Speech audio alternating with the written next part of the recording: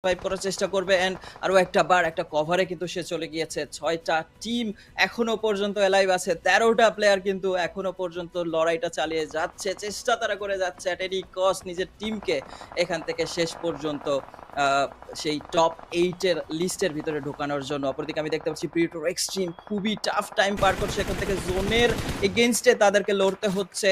ইমরান আরো একটা বার স্ট্রাইক করলো দেখতে পারলাম। 4 অ্যাংরি প্রিডেটরস এর একটা প্লেয়ারকে ফিনিশ হয়ে যেতে দেখতে পারলাম। ইমরান ওকে! তাকেও কিন্তু ফিনিশ হয়ে যেতে আমি দেখতে পারলাম। শেষ পর্যন্ত এইটা কি এনাফ হবে? 4 অফ এ কাইন্ড কি এখান থেকে যেতে পারবে কিনা?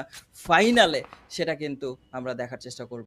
কন্টিনিউ করে যাচ্ছে এবং রিজের কভারটাকে প্রপারলি ইউজ করার চেষ্টা করছে। ইউটিলিটি গেমটা কিন্তু চলে যাচ্ছে। একের পর এক গ্রেনেড কিন্তু থ্রো করে যাচ্ছে। দুটো টিমের প্লেয়াররাই নাইট উইং এর গ্রেনেড সেটা কিন্তু ট্র্যাজেক্টরি মেক করতে পারেনি। বাট নাইট উইং এর দিকে ফারদিনের গ্রেনেডটা কিন্তু একদম জায়গা মতো ব্লাস্ট হয়েছে এবং তাকে করে দিয়েছে নকডাউন। টিএসবি লিও ৩টি এলিমিনেশন পয়েন্ট তাদের কাছে রয়েছে। But team Pedro extreme sports কোনোভাবেই ছাড় দিতে চাচ্ছে না। চিকেন ডিনারটা নিয়েই ছাড়তে চাচ্ছে। Leo has been taken down. Slayer is the solo one at this moment. দেখার বিষয় স্লেয়ার সে কি পারবে শেষ মুহূর্তের ফাইটটাকে ইন্টেন্সিটিটা ধরে রাখতে। স্লেয়ারের উপরে চলে যাচ্ছে পুশ। দেখার মতো বিষয় ধরে রাখতে পারে কিনা 1v1 এ শেষ রক্ষাটা হলো না। Winner chicken dinner to team predator extreme sports. একদিনে ৩টা চিকেন ডিনার সিকিউর করেছে টিম